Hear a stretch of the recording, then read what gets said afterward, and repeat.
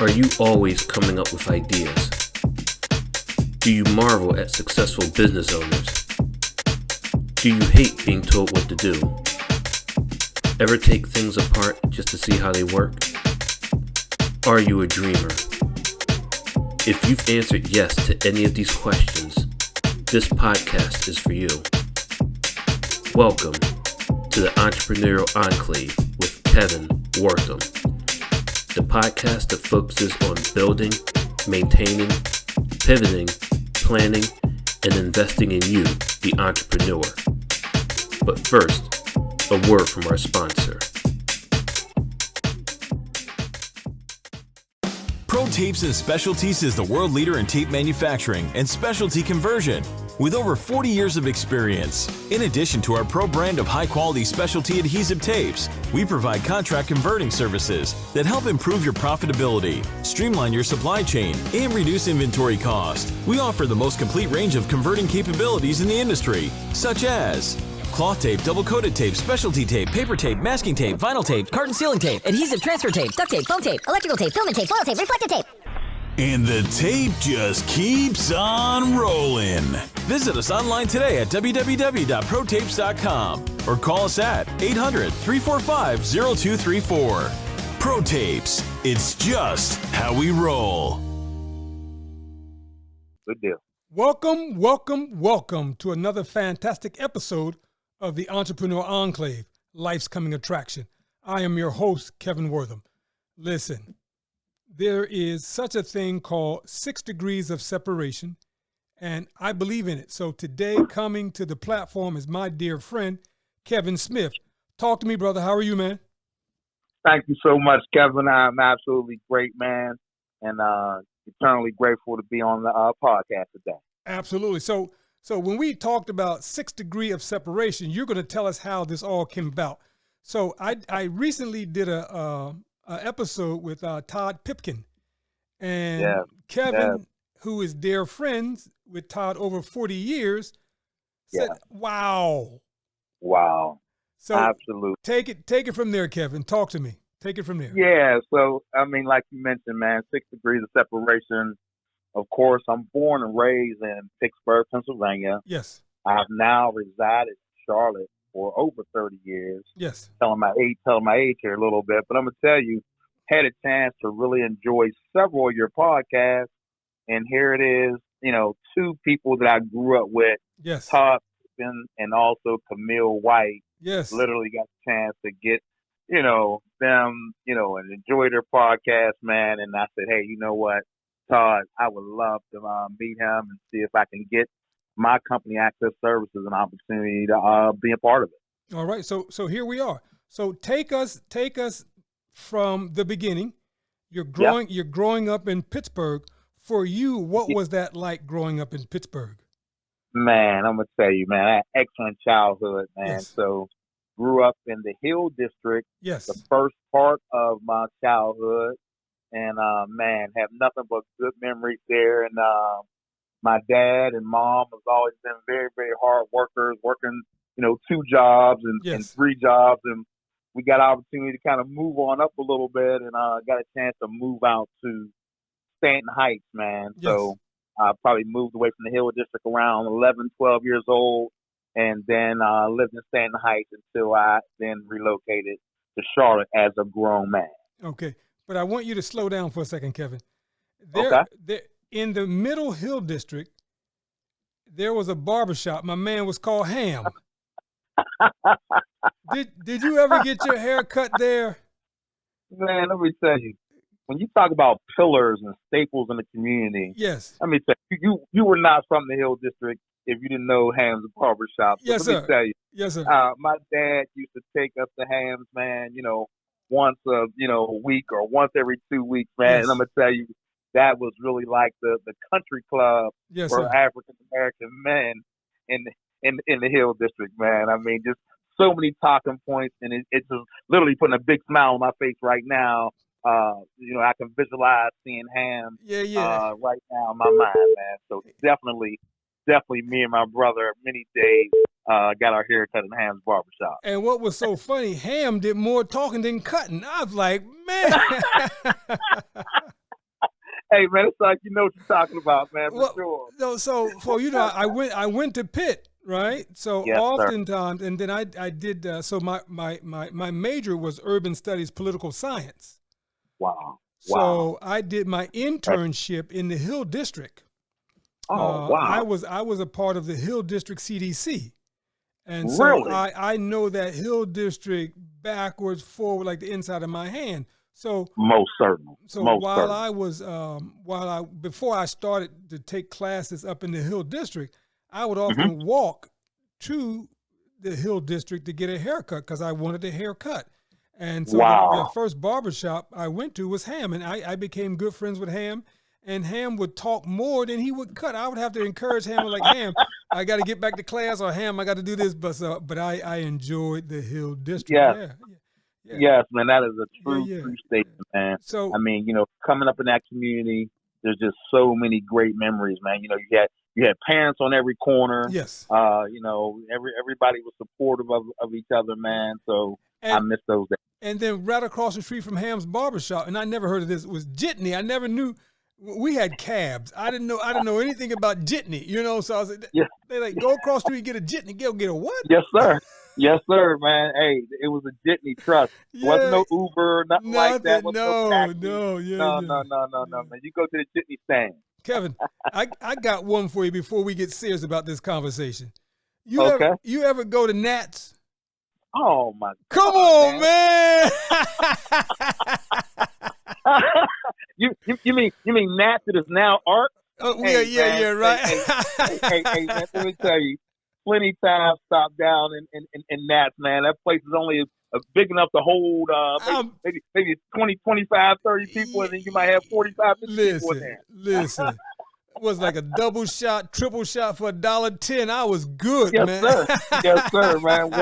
1,000%, man. Oh, Like I said, man, nothing but good memories there. that was my hangout. I went there got drunk there before I had to go to any other function. All right, let's get serious now, Kevin. Let's get serious. All right.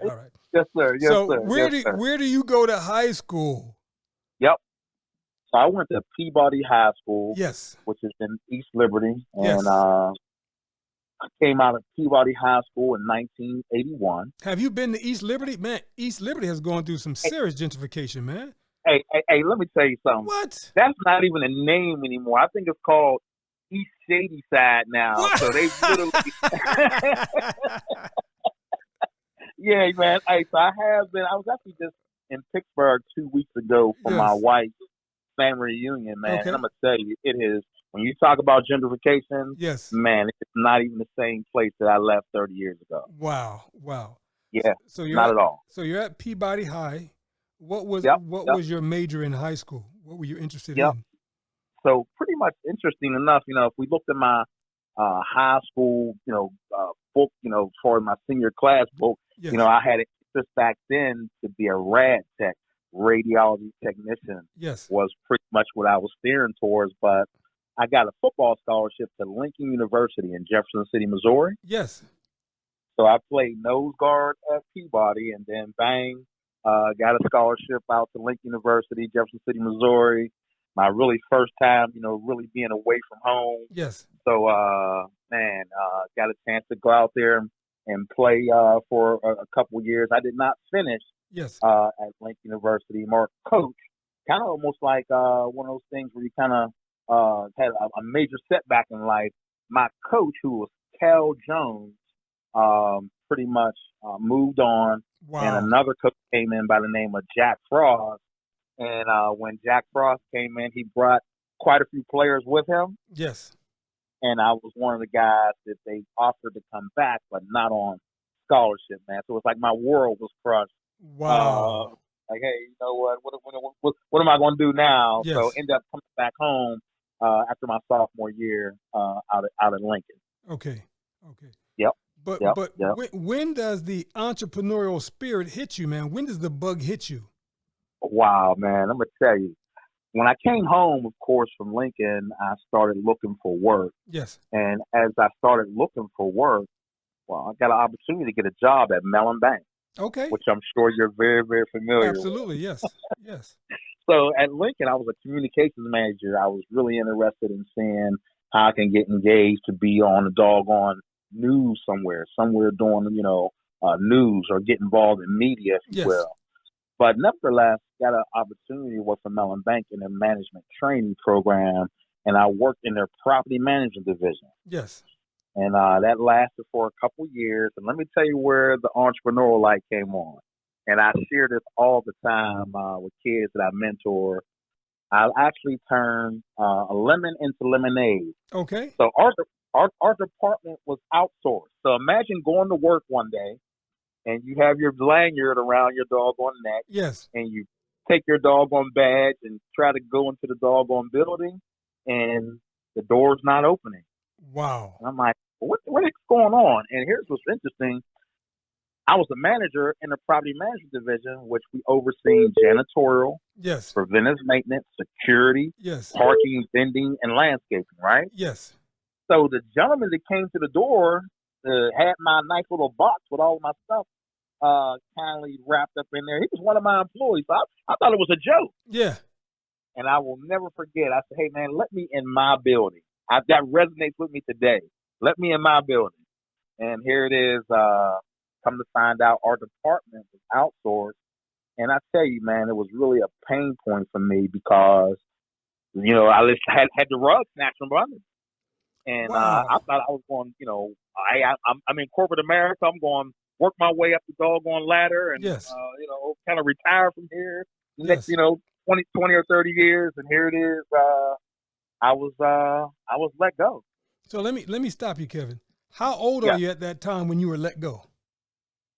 Okay. Came home from school at 20, Okay. about 24, 25 years old. So for someone 24, 25, this was a major blow, not to you financially, but to a major blow to your ego, because you probably like, wait, man, I'm ready to soar now. I'm ready to get down, right?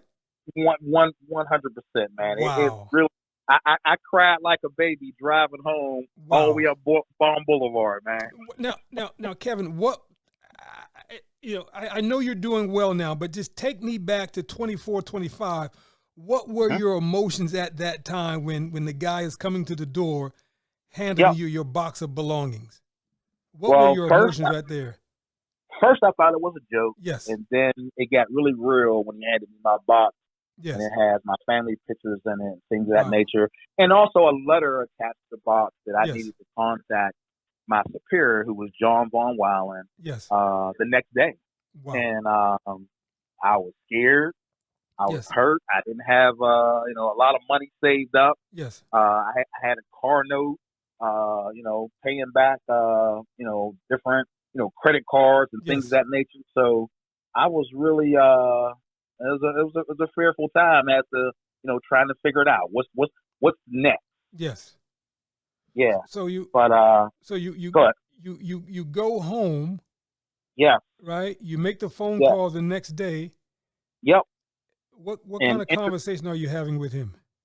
Yep. Interesting enough, he was very transparent, made it Yes. clear, didn't have anything to do with our work performance. Their business model had changed, and they hired a national company to handle their entire footprint. Yes. And national company was pretty much going to be taking over our department. So literally there was maybe 14, 13 of us in our department. Wow. So everybody in our department was pretty much outsourced. Wow. So that was a very smacking, in the face in reference to life, kind of serving you a lemon, if you will. Yes.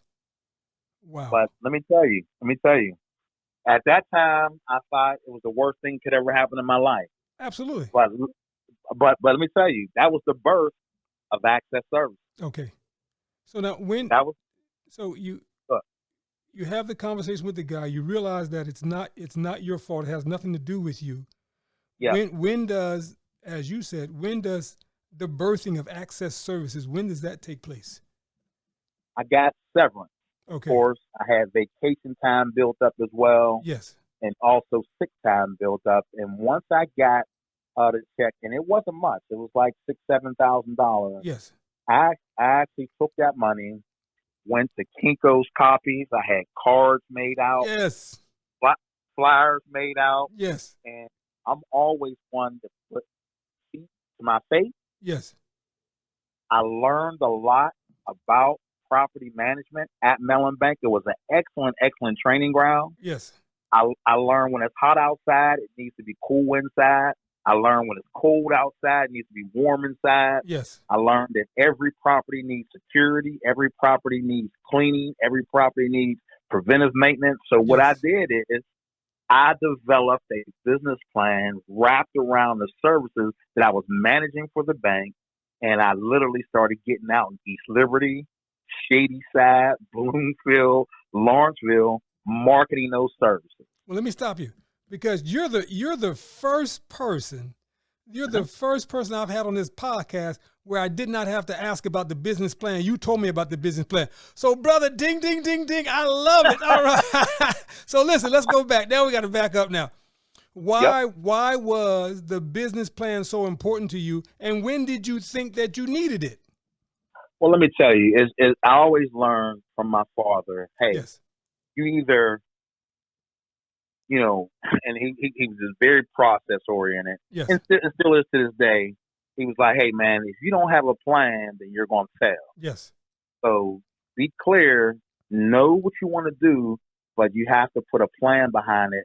And then action items need to start taking place. You need to start taking action, and like I said, putting feet to your face. So Yes. once I started getting out and passing those flyers out, passing those cards out, and Yes. understanding that people do business with people that they know, like, and trust. Absolutely. Yes, sir. Yep.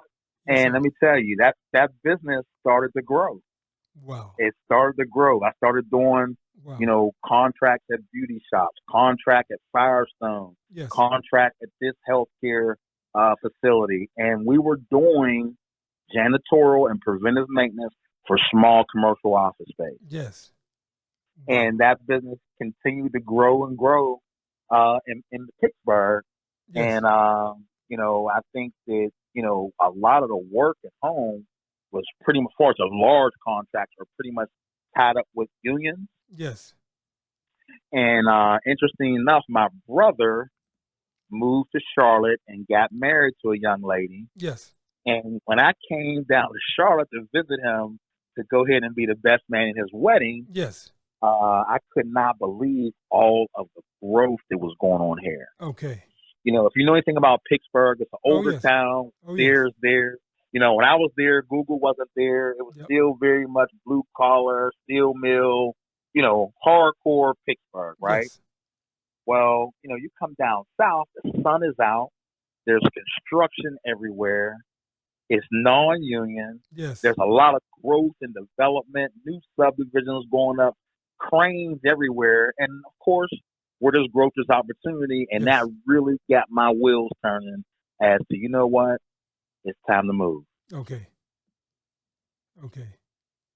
So you come back to Pittsburgh, and Yep. you shut down shop in Pittsburgh, and you And that was you move to yeah, Charlotte.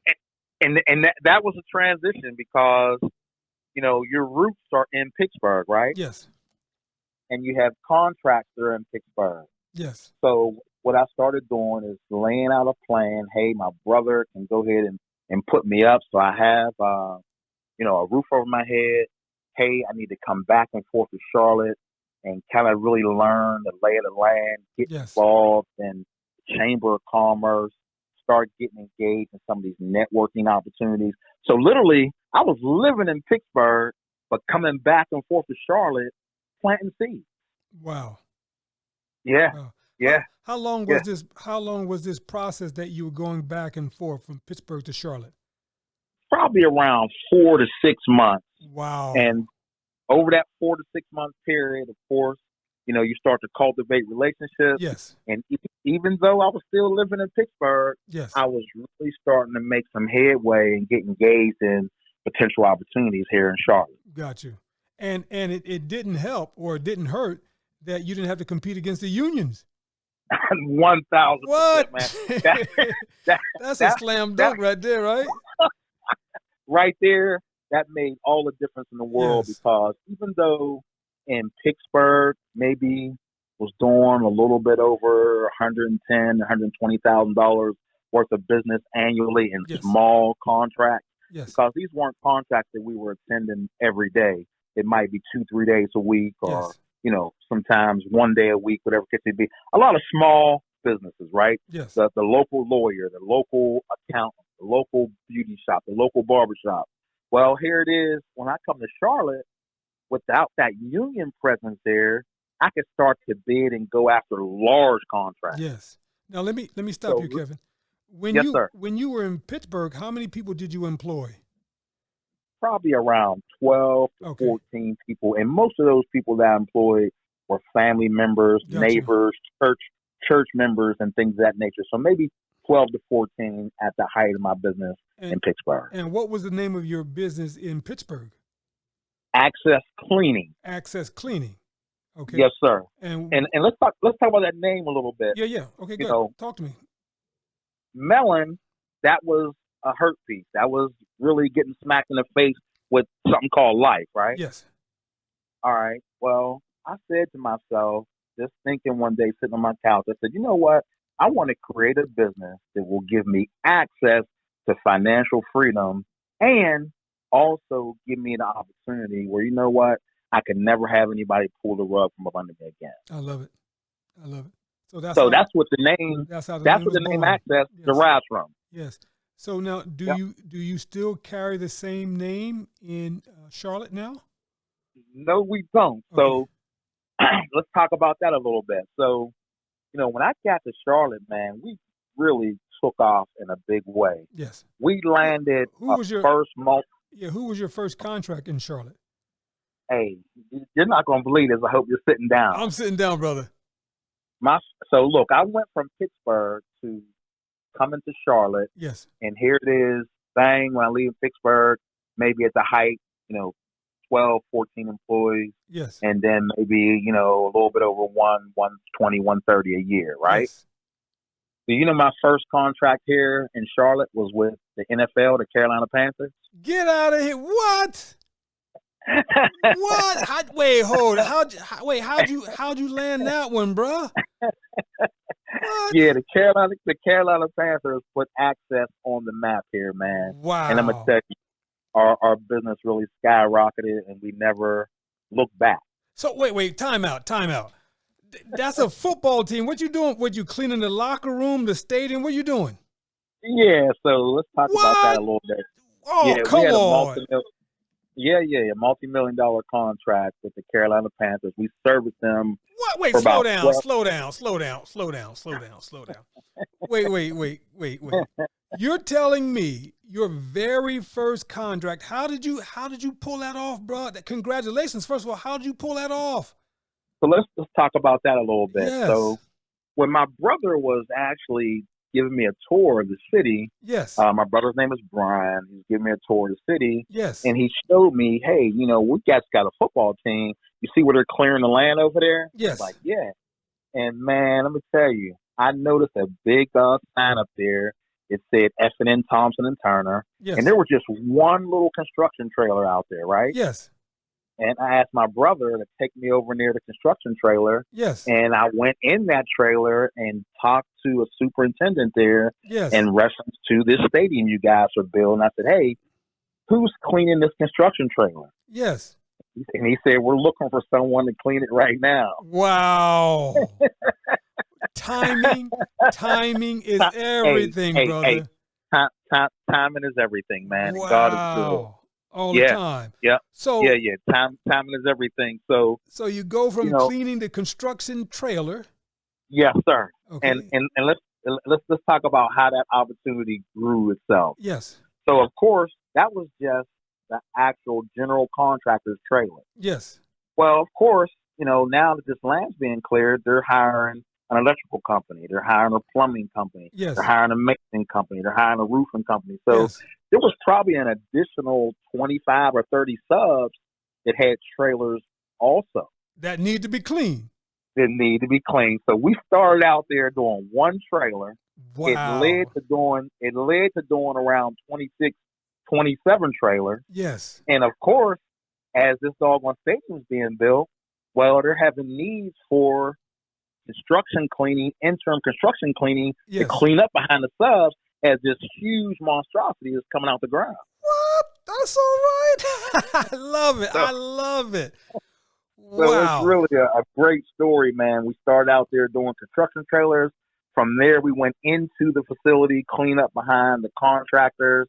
And then, of course, now all of a sudden, 26 subs go down to 20 because their scope of work is done. Yes. 20 goes down to 15 Yes. because their scopes of work is done. And then 15 goes down to 5. Yes. And then next thing you know, there's no more trailers. And that staff that I was using to do all those trailers, Yes. I started having those guys do cleaning in the stadium. And then once all of the interim and final cleaning was done, we did such a phenomenal job.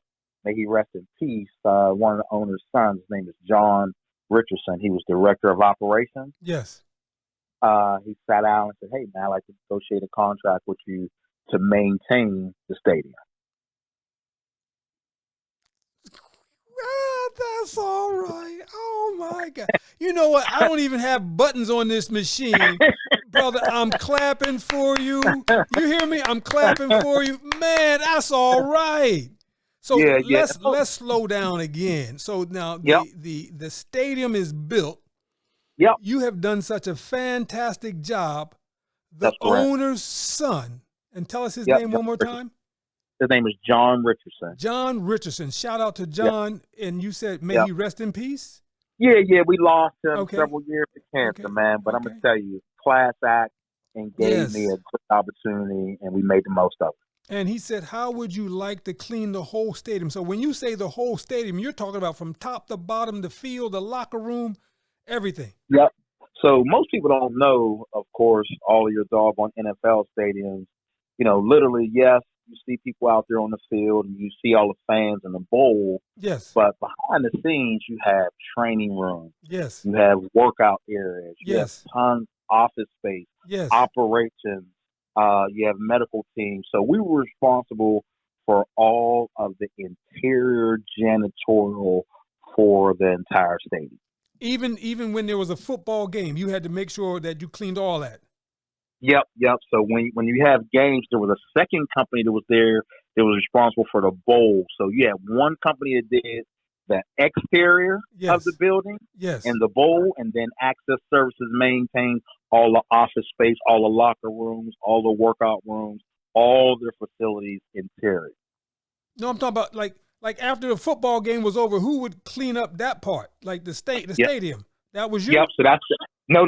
Okay. That's another company that did the bowl. Okay, got the bowl, got you. So Okay. and so here's the thing. Our contract was a lot more lucrative because we had talent that went there every day. Yes. Because all the employees that work for the Panthers go there every day. Absolutely, yes.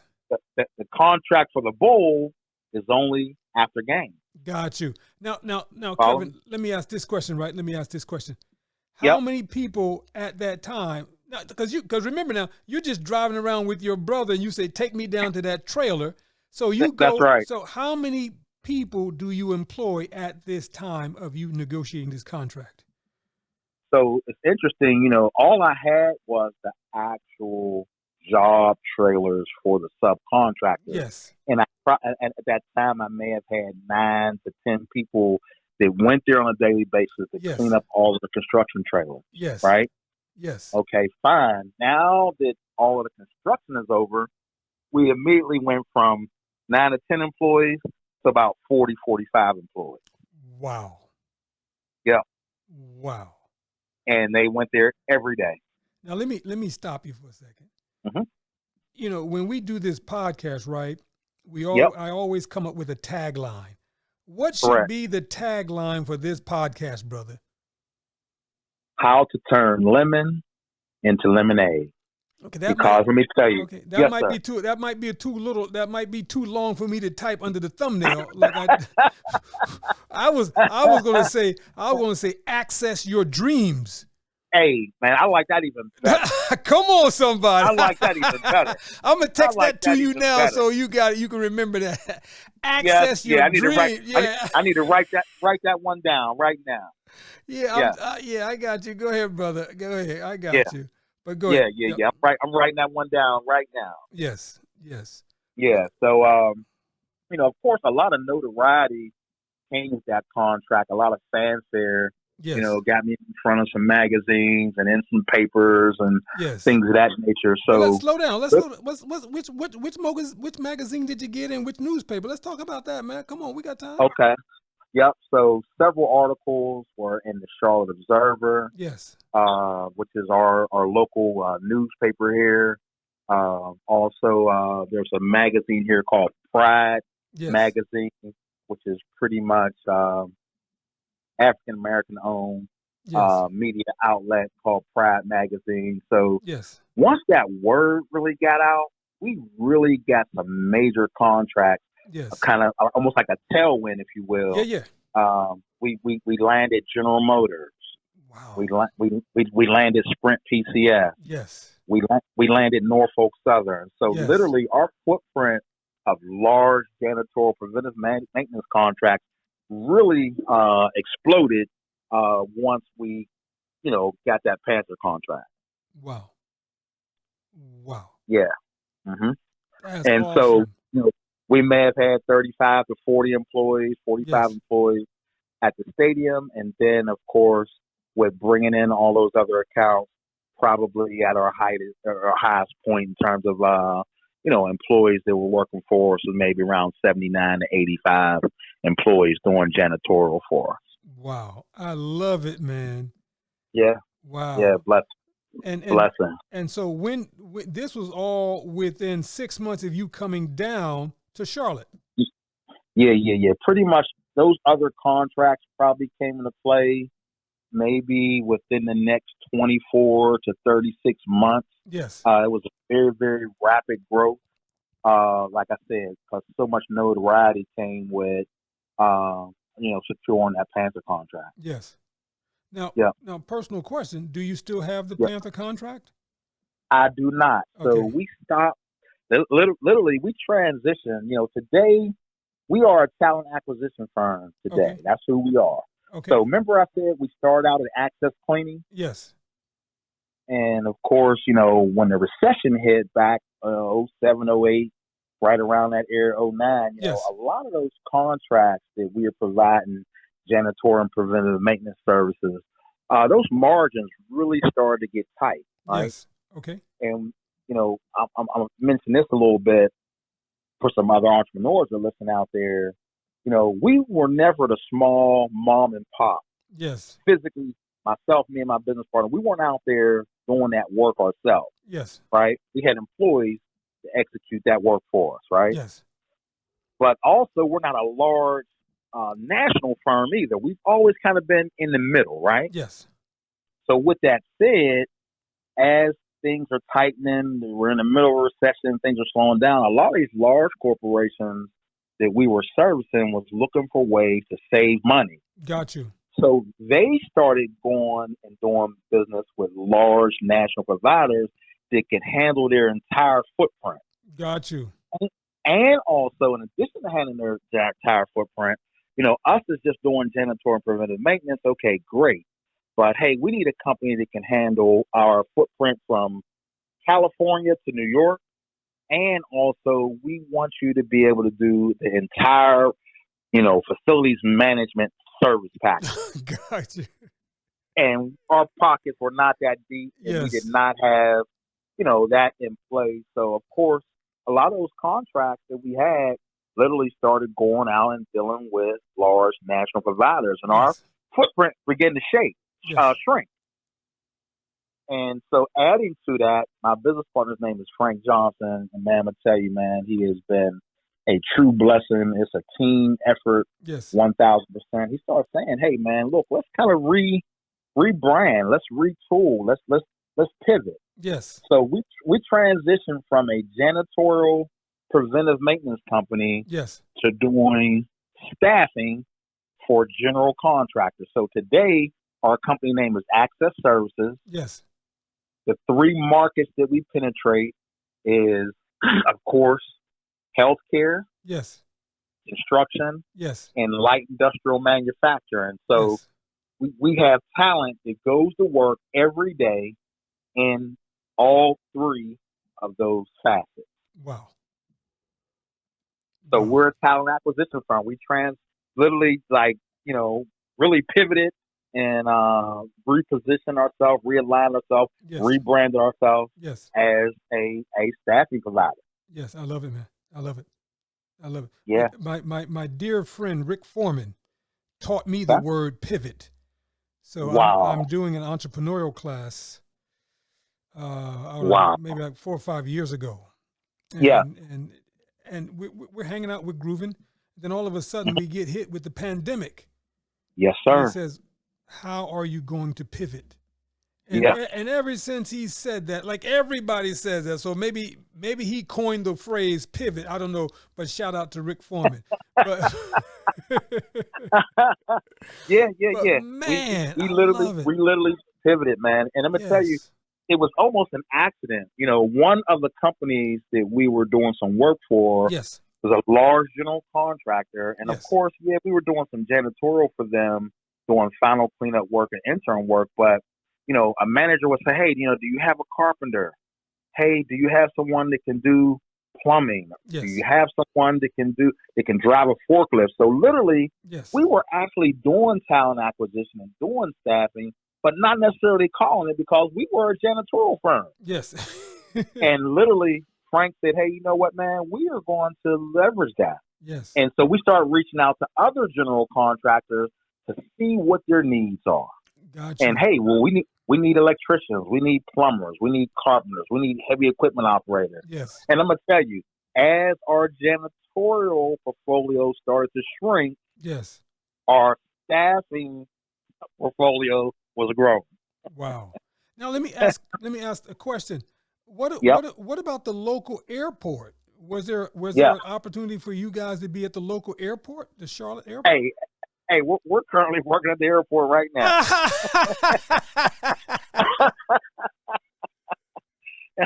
So when you Oh, talk about, a lot of the growth that's going on here in Charlotte, yeah. this is a booming city. So Yes. there's Yes. major expansion projects going on right now today Yes. at our Charlotte Douglas Airport. And I would like to say that Charlotte is growing, and Access is a part of that project. Fantastic, man. So listen, Yep. what has been some of your challenges Oh man, that you man, had to overcome? man. I don't know how many hours you got on this podcast, but but no, excellent question. So of course, access to capital Yes. has been a challenge. Over the years, here it is. But You why do you you think that is, Kevin? all right. Let me be clear. A lot of times, go and you might run. Let's say for example, in a month, you run, $250,000 Yes. through the bank, right? Yes. Well, guess what? You ran it through the bank. It's not what goes in; it's what stays. Yes. And in order to get, I've been plenty of times, hey, we'll give you a loan for 20,000 or 50,000, whatever the case may be. But it needs to be meaningful. Here it is. We have payroll every week, and when you have payroll every week, people expect to get paid. Yes. And here it is. Your client's average turnaround time for receivable is 60 days. Yes. Sometimes it might be 90 days. Yes. Brother, you know how many payrolls I've had in 60 days? How many payrolls I've had from 90 days? I know. And I and know. thank God we have a factoring relationship. But where I'm going with that is plenty of times I went to the bank and said, hey, we do, $2 to $3 million a year in revenue. And I can't get, a $500,000 loan or $1 million loan so it can prop me up when my back isn't against the wall Yep. over and over again. And they're like, hey, what assets do you have? Well, I'm in a building here, but I'm leasing in this building. I don't own this building, Yes. right? So they want to be able to attach some kind of asset Mm-hmm. in order to give you a sizable, meaningful loan. Mm-hmm. Our doggone commodity is talent. Yes. We provide talent. I don't own any equipment. All right.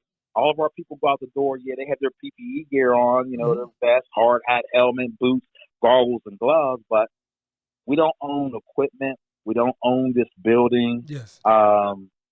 And things of that nature. So when you talk about them attaching assets, Well, that's really not there from our business model, right? Yes. Yes.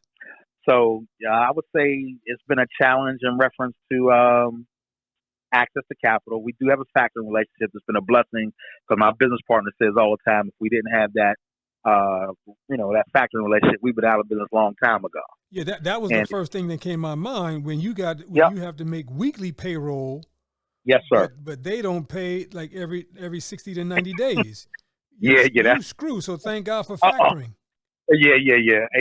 Amen. Thank the Lord for. So I Yes. would say that would be one. I would say another thing too. This a challenge is a lot of times on projects, of course. You want to put your best foot forward, Yes. but to be honest with you, we're in the people business, and sometimes people will let you down. Absolutely. Yeah. So I got to be transparent and honest about that. So that can be a pain point at times. We used to think it was just a matter of what they're being paid an hour. Hey, Yes. well, this guy's only making $10 an hour because he's out there pushing a broom, right? But hey, you might have another guy that's a heavy equipment operator making $30 an hour, and he may not show up for you as well. Yeah. Yeah. or you find out Yeah. that hey, you're paying him $30 an hour, but he can get $30.50 across the street. Yeah. Hey man, you'll have people that will go across the street for another dollar an hour. So I Wow. would say our second challenge is, being in the people business, people will let you down, Gotcha. Now, what and what that happens at times. what has been your biggest regret, Kevin? Wow, my biggest regret. I would say probably my biggest regret is on that janitorial business. We really grew really, really strong. Yes. And if I had a chance to do it all over again, I would have sold that book of business before the market changed dramatically. And literally, we ended up losing business over time. So if I had a chance to do it all over again, I would have sold access cleaning Yes. and then maybe had taken that money and invested it and went ahead and started another access as But the one I have here today. but you're in the game. You don't know this is coming, do you? No, not at all. So I You don't know yeah. what you don't know. So I don't know if that's a regret though, right? Hey, I'm gonna tell you, I left a lot of money on the table. Okay. Okay. Yeah. We Okay. had some very, very large icon accounts. Yes. And of course, when you talk about these other large national companies just coming into the market, Yes. that's an attractive acquisition for them. Got you. Yeah. But were you able to read the tea leaves in advance to see that you need to sell that book of business and to do something else? Did you see that far enough in advance to begin that process? I did not. It was my first time Yeah. ever being See? in a recession. Yes. Yeah. So, like I said, you don't know what you don't know, but Yeah. man, sometimes you can kind of stay in it too Yeah. long. I think so. Yeah, just kind of a slight regret. But I'm gonna tell you, man. Now that would be what hindsight would tell you now. There you go. There you go. That There hindsight, you go. I got you. Yeah, I got you. Yeah, Excellent. Excellent. yeah. Now, Excellent. what advice would you give to a startup entrepreneur? Wow.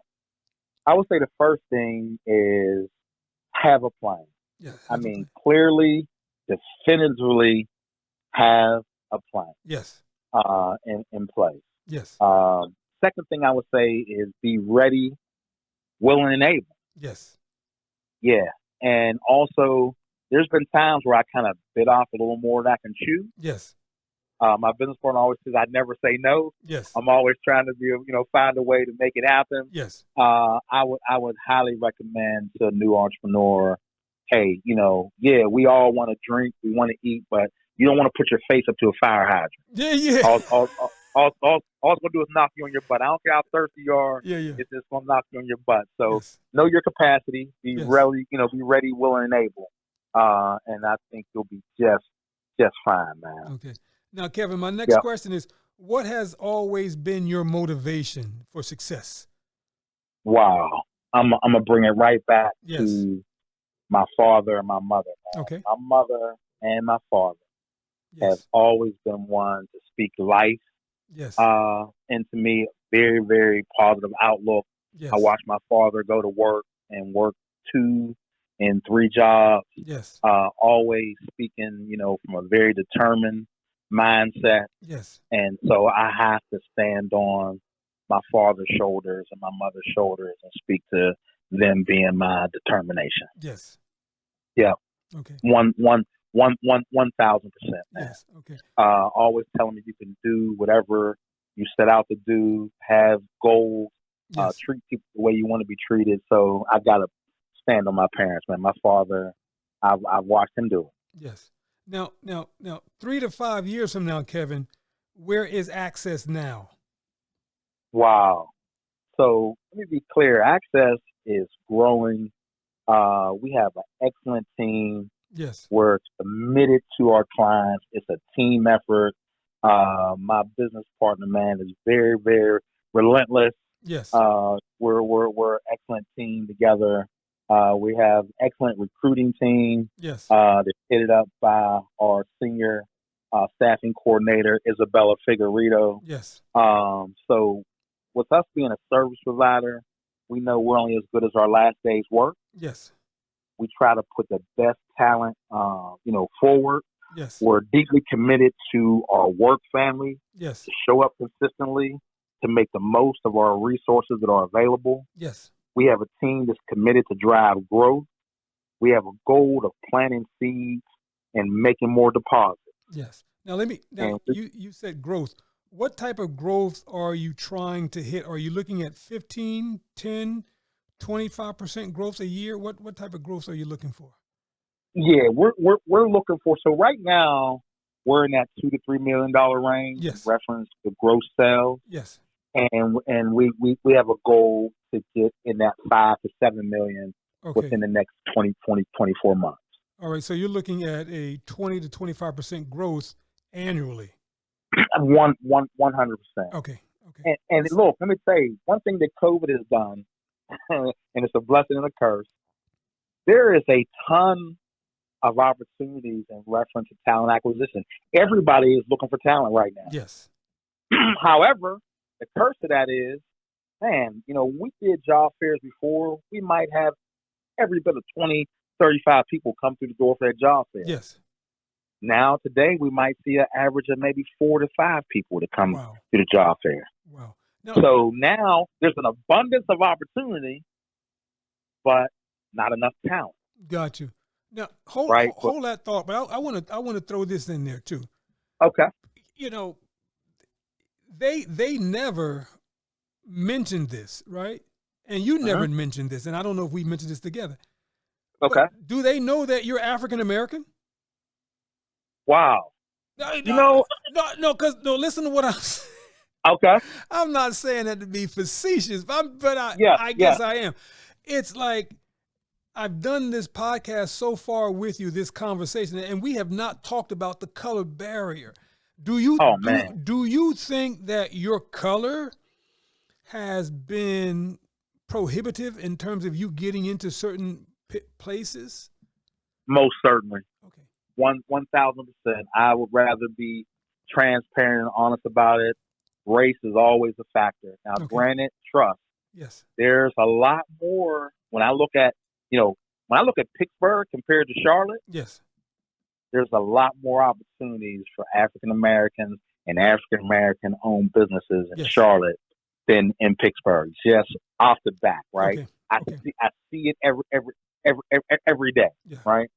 You don't have to look far to see that. But obviously, when you were meeting with Josh, he did not see color; he saw character. So say 100%. So say something about your character that he saw in you.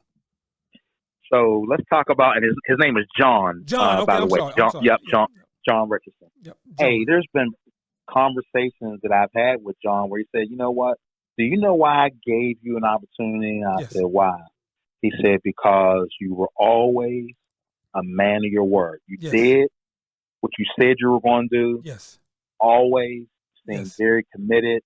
Also, you knew your craft. You knew what you were talking about. Yes. And also, he liked the fact that we were always transparent. Yes. We built a relationship. Yes. Yeah, and leverage that relationship. And also, we always strive to do a good job, man. Yes. We really strive to do a good job. So he really liked the fact that I was always, as a company, we were striving for excellence. Yes. Now, So Kevin, that's how we got the opportunity. do you? Good, good. Okay, this is a deep question right now, but it's coming to my Okay. mind. Yep. Do you think that he had to build a relationship with you, or that he wanted to build a relationship with you? Yeah. Okay. Excellent question. And I think it's both, to be Okay. honest with you. Let me tell you why. Yeah, we were the only minority contractor Yes. on that job. Okay. All right. So I'm sure they had goals from a diversity inclusion Yes. perspective that they wanted to make sure that they facilitated. Yes. However, at the end of the day, one of the challenges, as a African American entrepreneur, Yes. we're in many ways trailblazers. Yes. And let me speak to that a little bit. I have to go out and do a great job because guess what? There's going to be someone else that looks like me that comes behind me. Yeah. And guess what? If I fall and do not execute and do a great job, Yes. they'll never get opportunity. Yes. They will never get opportunity. So I was very intentional when we got that contract. Yes. That, hey, you know what? We are going to do an excellent job here Yes. on a daily basis. And then when we do have hiccups, we're not going to run from them. We're not Yes. going to hide. We're going to be honest and transparent about it, and then we're going to fix it. Yes. Thank you. Now, so what does diversity look like within your company? Even though you're African American, what does diversity look like for you? Hey, let me tell you, we're a rainbow here at Okay. Access Service, and so we have African American, we have Latino, we have Yes. white, we have our business developer Max Wilson. He's Yes. from fella. Where's Max from? Say it again. New Zealand. I was going to say Australia. Okay. I'm like, Kevin, that's not right. That's not right. Yeah. But we have a business developer by the name of Max Wilson. Are you in your office now? Yes, I am. Tell Mac to get on the phone. Tell Max to get on the phone. Hey, so look, so that was, come here, Bella. Yeah, so that was Bella, our Okay. senior staffing Yes. recruiter that I asked where was Max from, Yes. who is our business developer from New Zealand. Yes. But I'm gonna have Bella come in and say hello to you. Yeah, and tell her part of the process. she can tell us about some of her responsibilities. Hey, and look, let me tell you, Yes, she sir. is by far the glue, man. She is the Okay. one heading up, getting most of our talent in Awesome. place. So I'm going to introduce you real quick. Yes. So this is Isabella Figueredo. Okay. She is our Isabella, how are you? I'm doing great, sir. How are you? I don't mean to put you on the spot, but this is the Entrepreneur Enclave. And so what we do is we interview entrepreneurs at various stages in the game. So Kevin speaks so highly of you. What is It's your all lies. It's all lies. It's all lies. Yes, sir. Yes, sir. What is your major function? What's your responsibility within the organization? My responsibility Yes. is to make sure that we provide good quality candidates to Yes. clients that have a staffing need. Awesome. And now, how is Kevin a part of the larger growth to the company? How are you guys working together? Does he listen to you when you tell him that we need to go in a different direction? How does that work sometimes? Well, Kevin is certainly the backbone of Okay. Access Services. Yes. I think that it's fair to say that we both learn a lot from each other. Okay. And feedback is something that he accepts graciously Yes. and analyzes. We Yes. talk through it. Sometimes we agree to disagree. Awesome. However, he is always very, very open to any ideas, or even if it's a crazy idea. Yes. He's always very open to my ideas and feedback, and vice versa. Awesome. We learn a lot from each other. Awesome. And how do you appreciate the diversity within the company? It is absolutely amazing. Awesome. We definitely can relate Yes. to family. That's Yes. number one. Awesome. However, it's definitely great to have different diversity. It makes it a very positive work environment. All right. Thank you. Isabella, thank you so much. Continued success within the organization. Yes, sir. I appreciate it. Thank you. Yes. Good deal, man. Listen, But you had no idea this. this conversation was going in that direction, did you? Hey, not at all, man. I like the impromptu. Man. This makes it really, really organic. Absolutely. I told you, listen, no prep work for this one, boy. 100%. Listen, 100%. she said something very interesting, and you didn't pick up on it yet. She talked about that family was important. How important is family within the organization? Oh, man, 1,000%, man. Yes. When I said to you earlier that we're deeply committed to a work family, yes, this is our work family. Awesome. This is our work family. Awesome. And we expect everybody to show up yes, consistently, as I said, make the most of our resources available yes, to drive growth. yes. And everybody has the same goal of planting more seeds and making more deposits. Yes. I love it, man. I love it. Yeah. Kevin, with the time that we have left, anyone that you want to give a shout out to? Man, first of all, I want to give a shout out to my business partner, man. Frank Johnson is, like I said to you, he is one that just really gets it done, goes hard in the paint every day, relentless.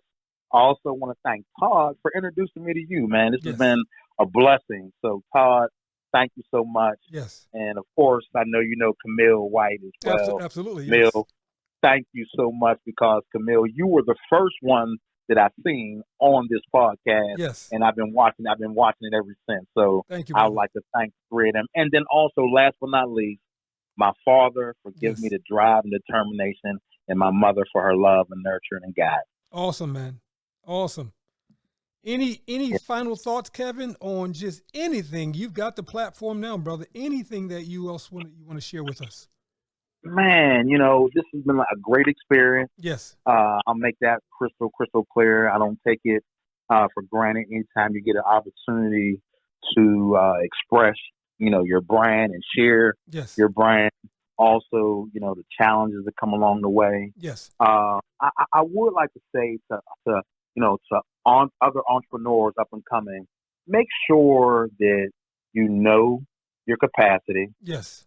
Know your business, and also in a big way, make sure you bring added value. Yes. All right. And always put feet to your face. You can do it. Yes. I did. Yes. Kevin, before we leave, can you give them a website or an email address so our listening audience can be in contact with you? Oh, man, for sure. So our company website is www.access-services.biz.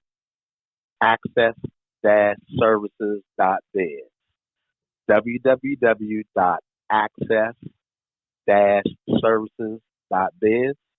And we are at 2101 Stardust Road North, Suite 115, Charlotte, North Carolina, 28227. And our number is 704-644-5529. Hey, Kevin, I got a question. Thank you. First of all, I got a question. How far are you from Yes, the sir. Charlotte Hornets Stadium? Oh, man, we're about 15 minutes from. Now, I know at home in Pittsburgh it's called downtown, but here in Charlotte they call it uptown. So we're only about 15 minutes from uptown Charlotte. Okay. Now, have you thought about trying to get into that space? Hey, we're always looking for opportunities, always. So be clear, anyone that has a need for talent acquisition, Access Services is your company. So we don't just hire, people where, hey, it's only in light industrial, it's only in healthcare, it's only in construction. No. If there's clients and they have need for talent, any HR professionals out there that have need for talent, we'd love to hear from you. Now, does that have to be just in Charlotte, or could it be back in Pittsburgh? Could it be in New York, Philadelphia, Jersey? Where could it be now? let me tell you, we do business in Philadelphia, Okay. Virginia, North Carolina, South Carolina, Okay. Georgia, Florida. So no, we can provide talent throughout the country. You know where a lot of black folks are starting to go now? Where's that? Dubai. Oh, really? Yeah. I'm trying to I didn't know that. Man, I'm trying to tell you. Dubai. I'm trying to tell you, man. Wow. Yeah. So no. So we follow our clients, man. Anywhere our clients Okay. have a presence, and if they have a need, we have several recruiters Yeah. that pretty much can take care of providing that talent. And I apologize. I didn't mean to say where black folks are as if you just do business with black folk. But I meant to say like Dubai is almost like the southern, not like the Saudi Arabian equivalent to Atlanta now. Oh, really? Yeah, it is growing, man. But I know that you want to do business with like-minded people and businesses. Most certainly. That's what I meant to say. I didn't mean here's where black folks are. You got to go do some business with them. No, I didn't mean it that way. No. Not. And I didn't take it that way. Yeah. At all. Yeah. We are, like I said, we're very client driven. So Yes. if there's a need, whether it's a direct hire Yes. or whether it's temp to perm, Yes. we have a team of recruiters that can facilitate that need. Absolutely. Kevin, you have been fantastic, man. Yo, Kevin, I love it. I've enjoyed this. Listen, I love what you do, man. Continued success. Todd, I'm giving you my own personal shout out, brother. Send more people my way. This was an excellent interview, brother. Consider it done. Consider it done. I'm already I'm a step ahead of you. So listen, but yes, I am. What I need you to do is to encourage more folks to like and subscribe to the channel. And then if you know some folks that are, heavy or heavier in the entrepreneurial spirit of space like you, yes, sir. Introduce us via text and we'll make it work, brother. Thank you. 1,000%. I really, really appreciate Kevin, it. Thank you so this much was fantastic. Now, I want to say this off the record. No, I'm not. I'm gonna say this. I'm gonna say this on the record. I'm gonna say this on the record, right? Okay. You know I smoke cigars, right? No, you didn't know that, right? Okay, I didn't know that. So usually, this used to be how I would come into Pittsburgh. We would come into Pittsburgh. I would go to the O, right? Yes, sir. The dirty O. Get a couple of those hot dogs, right? And then I would go to the Black Beauty, which is the in the lower Hill district, right? Mm-hmm. There was a bar because that was like the only bar you can smoke in, right? Because I learned this, right. Unless you were a cigar bar, they did not want black folks smoking inside bars. I didn't know that. That's why. Wow. Wow. A little trick to the trade, man. Right? Mm-hmm. I could go to Nats and light up a cigar. I can go to any black bar and smoke a cigar. They wouldn't have a problem. But if I was black and I went to a white establishment, unless it was a cigar shop, can't smoke. They won't even allow you to smoke. So it was almost like it's like the tale of two cities, literally. Sure. Literally. For sure. And so then after I would leave Black Beauty, we would go and checking out a hotel room, and then we would end up the night at Nats, and I can smoke cigars in Nats. so hey, let me mention, if you're ever in Charlotte, man. Yes. Hey, please make sure you look me up, man. Yes. I got just a spot for you, man. Okay. Now, which part of Charlotte, man? So I'm in an area called Indian Trail. Indian Trail, yes. Yep. So that's like kind of in the suburbs a little bit. Okay. Around 20, 25 minutes outside of downtown. But, man, make sure you look me up, man. I'm looking forward to meeting you face to face. Absolutely. Or if you get to Pittsburgh quicker than I can get to Charlotte, there you go. We're gonna do it that way as well. hey, that's fine. We'll make that happen. Hey, and you know what? It's interesting enough. Yes. A dream of mine has been to open up an office in the Hill District. That would be fantastic. Yeah, just a way to give back to the community from which I come, man. Let's do it, man. Let's do it. Okay. Because you got the arena right down there. You got the hockey arena right there, and you got all kind of stuff right there. You keep going across the bridge. You got all the complexes right there, man. Hey, I want some of them staffing contracts the UPMC got. So I know they got a bunch of doggone opportunities there for talent acquisition, and I think Access would be a great fit. Here, anyone listening, Access needs to be in Pittsburgh, and they just got an African American mayor. Yes, sir. As a matter of fact, he's one of our alumni. He graduated from Peabody High School. Come on, you back in Pittsburgh already with your small office? I'm back in there already. You already? Yep. Brother Kevin, thank you, man. Thank you so much, man. I really appreciate it. Let's stay connected. Let's talk and text in a minute. We sure will. Have a blessed one. Yep. Peace now. Thank you. Bye-bye. That concludes another episode of The Entrepreneurial Enclave with Kevin Wortham, the podcast that focuses on building, maintaining, pivoting, planning, and investing in you, the entrepreneur. We hope you found this episode informative and enlightening. If you have any questions or comments about any of our episodes, please call 609-731-9311 or email kevin@minding-our-business.com. We look forward to joining us for our next one. Until next time.